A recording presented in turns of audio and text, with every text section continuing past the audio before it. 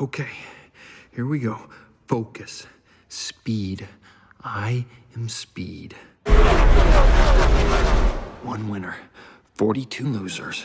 I eat losers for breakfast. Breakfast? Maybe I should have had breakfast. Little brekkie could be good for me. No, stay focused. Speed. I'm faster than fast, quicker than quick. I am lightning. Oh yeah, lightning's ready. I'm American made, but like Chevrolet. My mama taught me wrong from right.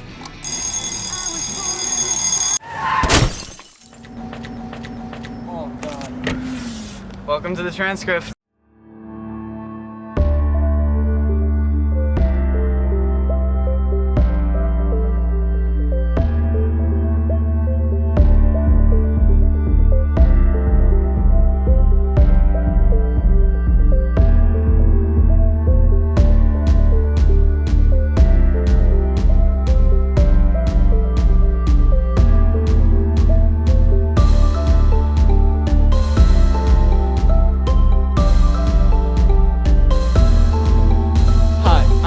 I'm Asher. And I'm Yano. And welcome to the transcript. This week, Smarts and Crafts makes Balloon Animals with Miss Goyette. Let's Talk discusses snow days. Hamped Up sits down with the winners of the 3v3 basketball tournament. Paula Ticked Off explains the Jeffrey Epstein case. And In Other News covers the conviction of Rodney Reed.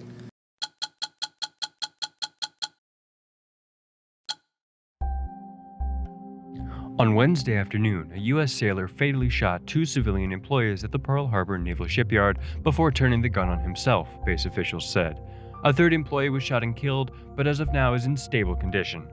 Rear Admiral Robert Chadwick told reporters that the suspect opened fire near Shipyard Dry Dock 2, one of the facilities for rearming and repairing nuclear submarines. As of now, authorities have refused to release the names of the suspect or victims, but the shooting is under ongoing investigation as of Thursday morning, with authorities reportedly interviewing at least 100 witnesses. As many as 14,000 additional U.S. troops and dozens of ships could soon be deployed to the Middle East in order to counter Iran, U.S. officials told the Wall Street Journal. President Trump has long stood by his claims to keep the U.S. out of foreign conflicts, but after listening to both Israel and his military advisors, he reportedly now believes Tehran poses a major threat. Trump may officially announce this action as soon as this month, though it's possible he will approve a smaller deployment than the planned 14,000. Over the past 2 weeks, Iran has experienced some of the deadliest political unrest in nearly 40 years, with a simple protest over gasoline prices escalating into a massive demonstration advocating for the downfall of the Islamic Republic and its leaders. Iranian security forces have responded with violence, opening fire on mass demonstrators. In the southwest, witnesses reported the members of the Revolutionary Guard shot and killed 40 to 100 unarmed protesters. As of this week, protesters are beginning to respond to the violence in turn. Banks and gas stations have been burned down, and protesters are beginning to target government buildings with improvised weapons. The Revolutionary Guard is reportedly preparing for war.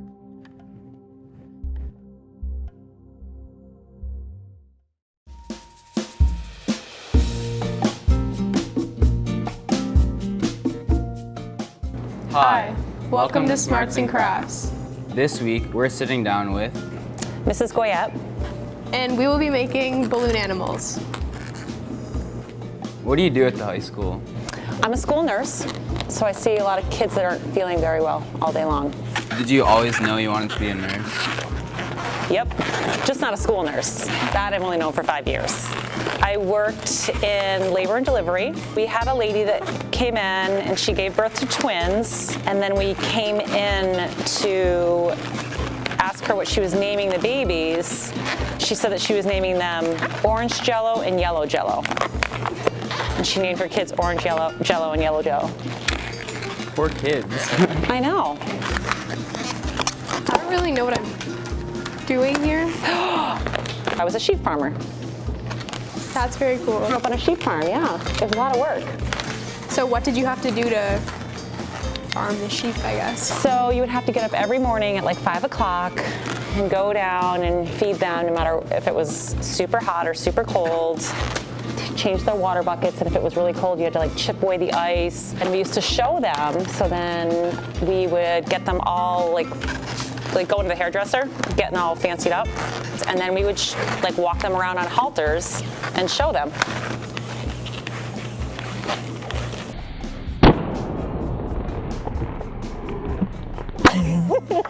What am I doing wrong? I'm doing a form of pig. Sort of looks like a sausage.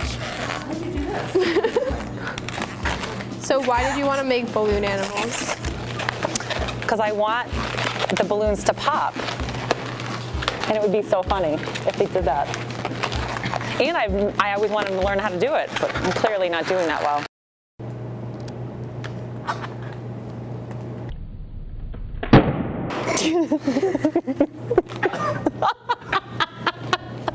Now I just have 2 pieces.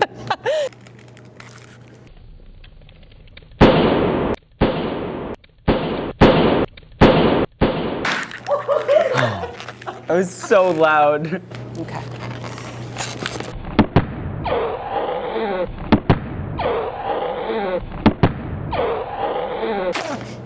That was okay, that was pathetic.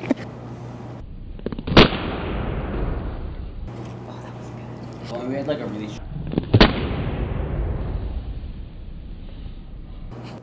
Miss Goyette, thanks for being on our show. We all did really well, and we should all join a circus now. Thanks for having me. Y'all ready for this?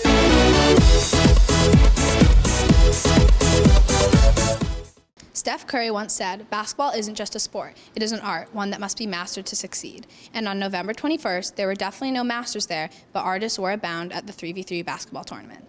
The tournament brought in players from all grades and skill levels to raise money for the class of 2021. While the competition brought in sportsmanship and camaraderie, it also ended in several controversial plays and calls.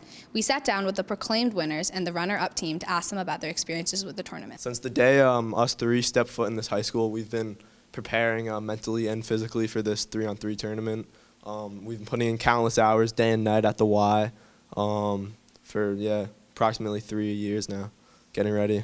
We've been working out together for 9 months straight at LA Fitness, improving our game as much as we could, and we just built chemistry over those months. I think Sam and I were really the heart and soul of the team.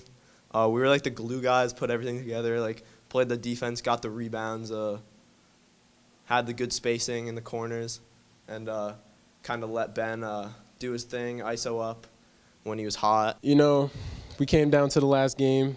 I'm gonna give credit to my guy Ben for hitting all those shots, but it just wasn't good enough to take us out because we fought until the end. And like I said, our team name was Y'all Not Winning, and we won every game. Sorry, Ben. No. I'm good. All right. Said it all.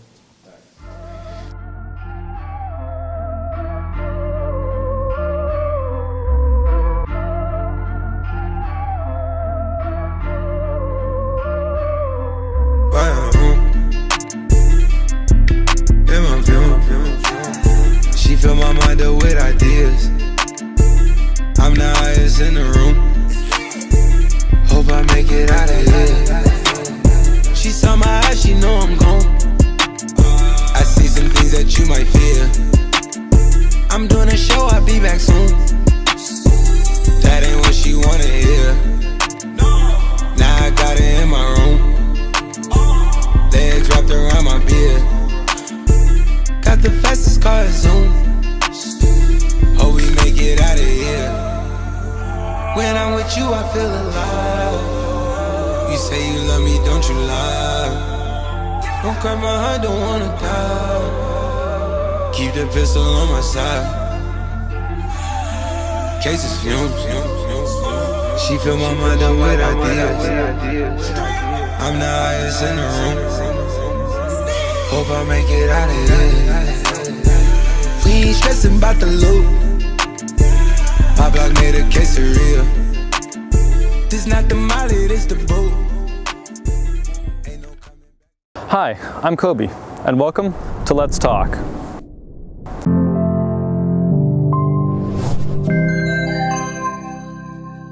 This week, Northampton Public Schools had 2 consecutive snow days.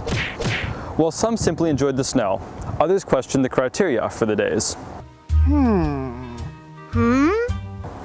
After extensive research, we uncovered the deciding factors in John Provost's decision to call off school. According to his Twitter, the decision was made after a snow emergency was announced on December 1st. The next day, the decision was made to declare a 2-hour delay on November 3rd. Following a slew of Twitter backlash, Provost revised his decision and made it a snow day. While Northampton students were thrilled by this news, their East Hampton counterparts were dismayed to learn that their school was still in session.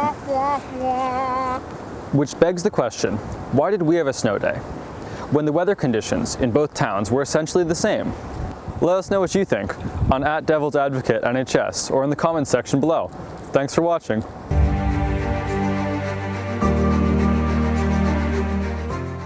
Rodney Reed is a death row inmate from Livingston, Texas, who was scheduled to be executed by lethal injection this past November 20th. In recent weeks, activists, celebrities, and lawmakers are asking that the state of Texas to halt the execution due to the entire case being suspected of racism. Back in 1966, Reed was found guilty of the abduction, rape, and murder of Stacey Seitz in Bastrop, Texas. He was found guilty by an all-white jury. His lawyer, Bryce Bennett, tells Time, in a rural part of Texas, the accusation of a black man raping a white woman is essentially a charge. Reed wasn't a person of interest until they identified his DNA on Seitz' body. He has been arrested for another kidnapping and attempted rape of another woman. And based on the similarities of the cases, police began to suspect it was definitely him. Reed said him and Seitz had a consensual relationship and they were together the day before she went missing.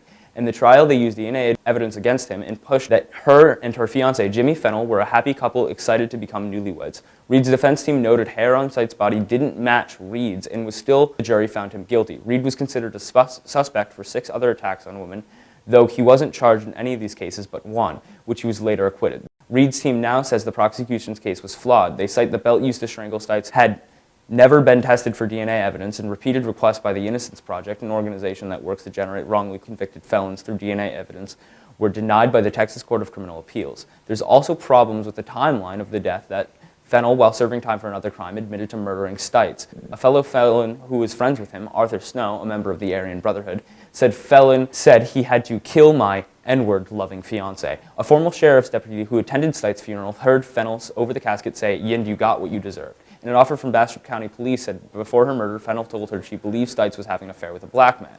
Reed now has been granted an indefinite stay of execution, which means he no longer has an execution date, while new evidence is being reviewed in a trial court. That's all for this week's episode. Tune in next Friday.